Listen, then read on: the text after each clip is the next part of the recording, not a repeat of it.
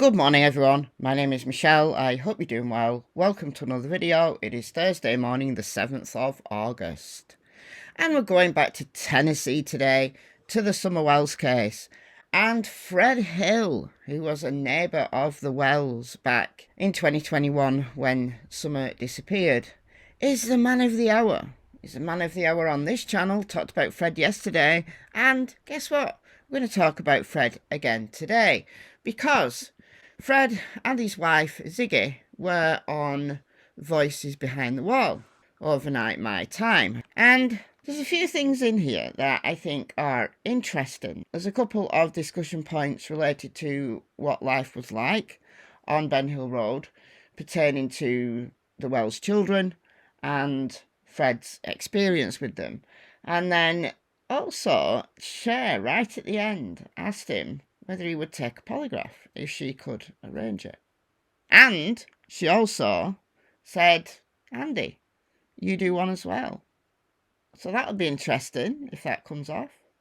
We're going to talk about that because the Battle of the Beech Creekers continues.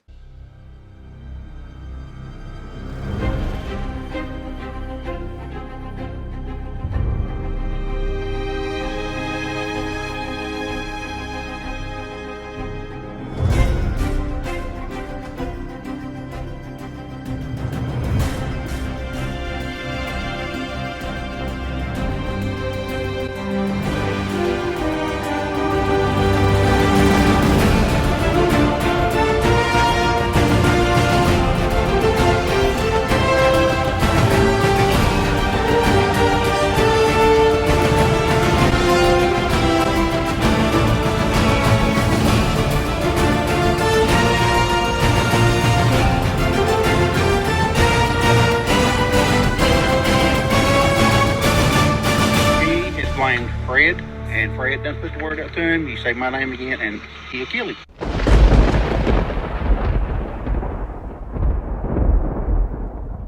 Before we get into this video, please subscribe if you haven't already done so. It's completely free. I'm trying to get to 100,000 subscribers by the end of this year, and I'm well into the 95,000 subscribers bracket now. So I've got less than 5,000 subscribers to go. I think I can do it. But I need you all who are not subscribed to please do so. Totally free. It's not the join button where you got to pay a fee for memberships. This is totally free. So please help me out. When you get to 100,000 subscribers, YouTube sends you a silver YouTube play button plaque that you can put on your wall. So I want it. I want the play button. Give me the play button. Alright, without further ado, Cher asks Fred whether he sees the Wells children, whether they're out there playing. Here is what Fred said. Well, first of all, for the area that you guys live, which we can pull up, would you often see the Wells kids outside or the Wells outside? Like, was that like a daily occurrence for you? Or, like, I'm just trying to figure out, would you have even noticed if she disappeared a day or two before? No, you wouldn't really unless you was associated and going up to the Wellses or whatever. That's what I was thinking.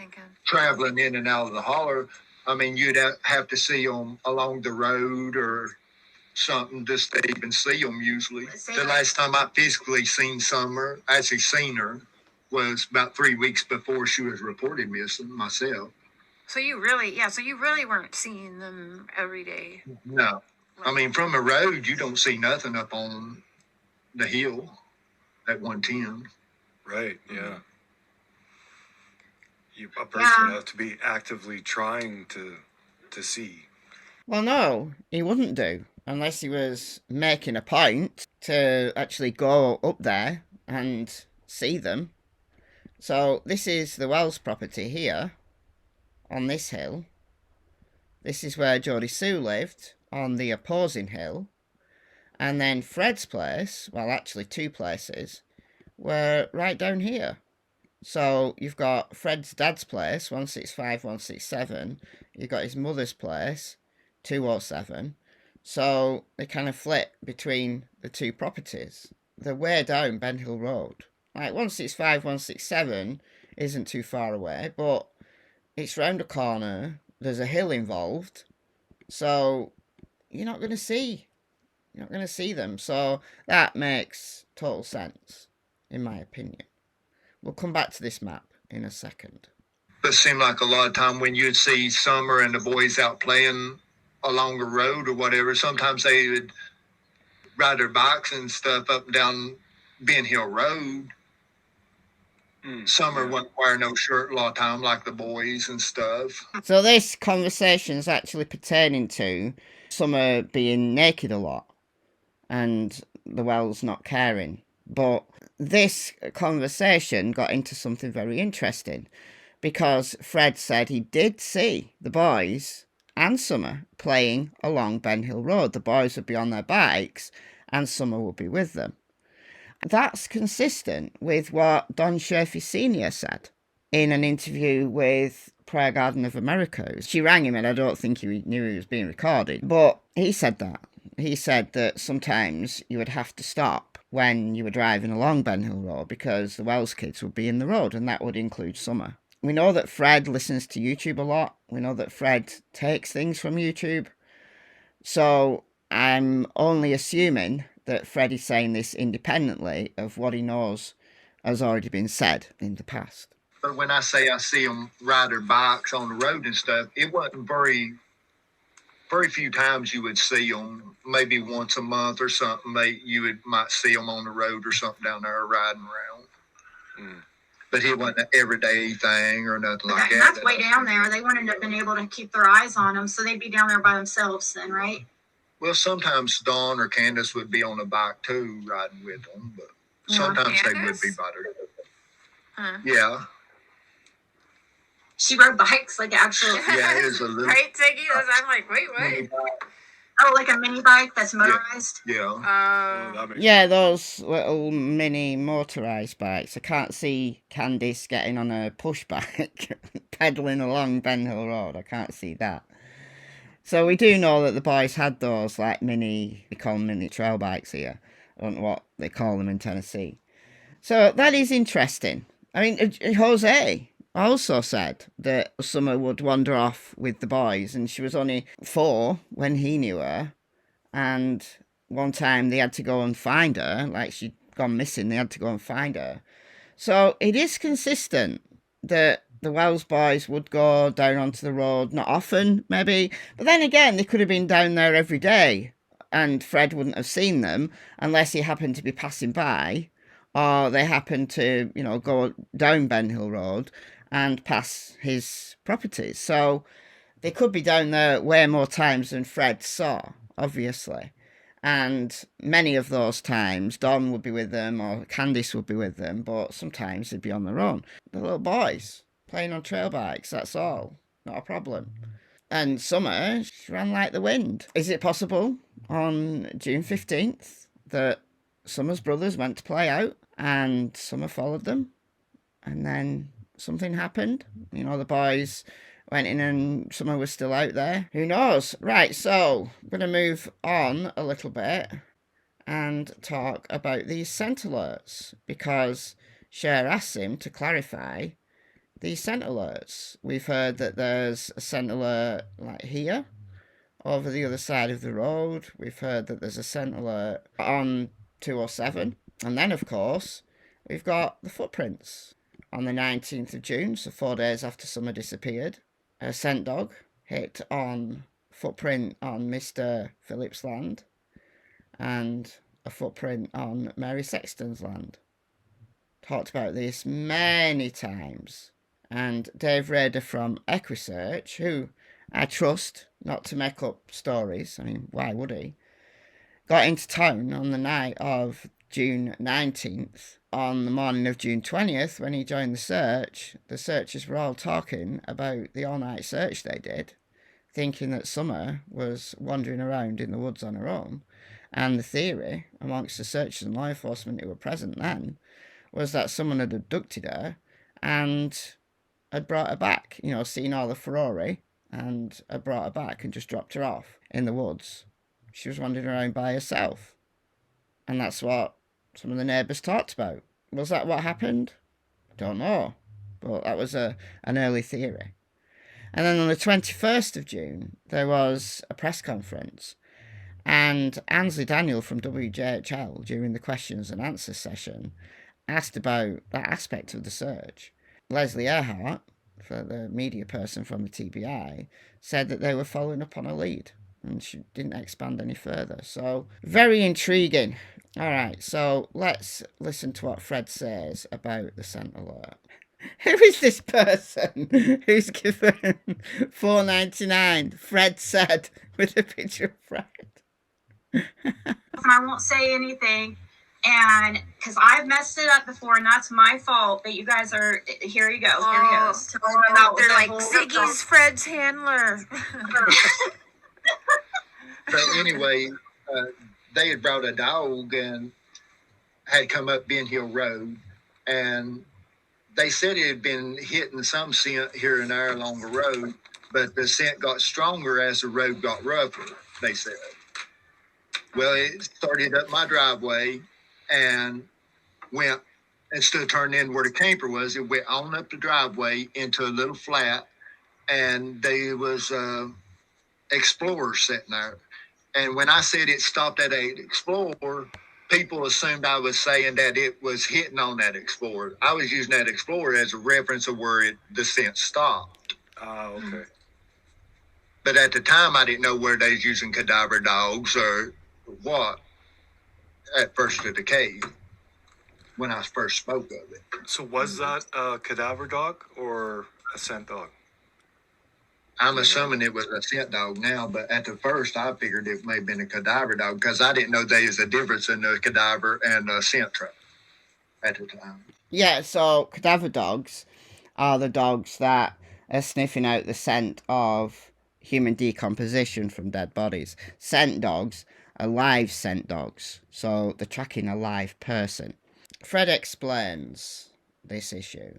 The scent got stronger as they moved along the road, as the road got rougher. Well, it's because scent that's coming off your body as you're walking along, it's kind of in the air, like the scent particles are in the air. You'll see Cassie when she's searching, and like if in a hat or something, she'll air scent so that she's getting a direction. That's from a hat, but a human walking along is sloughing off skin cells and odour.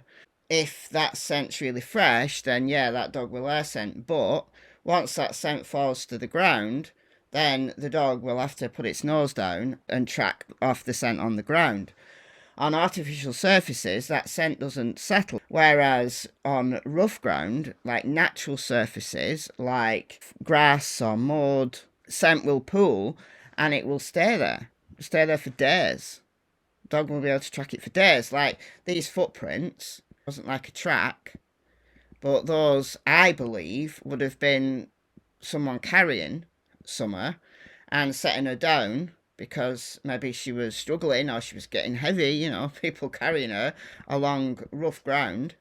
You have to be pretty fit. Set her down, maybe there's a patch of mud and there lays the footprint. It makes absolute sense that the scent gets stronger in areas where the road is rougher. The dog tracked up Fred's stops at a vehicle, so it doesn't mean to say that Summer had ever been in that vehicle, but the scent stops. I don't believe that scent was laid purposefully. You know, someone trying to frame Fred, I don't believe that. And also, it doesn't necessarily mean that someone picked her up from Fred's place, either in a vehicle or on a horse or a trail bike or anything else, even carried her off. It doesn't necessarily mean that because dogs get confused when you double back on yourself. So if Summer had gone as far as Fred's place and then started to walk back along the same road, the scent will get stronger and then it will stop. The dog will get confused, and dogs don't understand like tracks that double back on themselves. If you're on the run and you want to confuse a scent dog, keep doubling back on yourself. To the dog, it's like the scent stops. Dogs are brilliant, but dogs don't think like we do. So could it be possible that Summer was wandering around Ben Hill Road on her own? Someone picked her up who had an issue with Don. They talked about in this interview about the drugs and the cops believing that Don had sold Summer. Now, Don has made those claims himself, that the TBI had accused him of selling Summer for drugs or drug debt or something like that. And could it be that someone was prowling around who threatened Don and spied the chance? I don't know. There's so many things that could have happened. These scent alerts, it's not just Fred that's talked about this. You know, I don't believe Fred unless something he says can be corroborated. The scent alerts, the footprints, can be corroborated. Alright, the final thing I want to talk about is Cher asking Fred if he'll take a polygraph. Because he's, I guess, mentally insane or something, I guess. Or when He's had a lot of brain surgeries and stuff.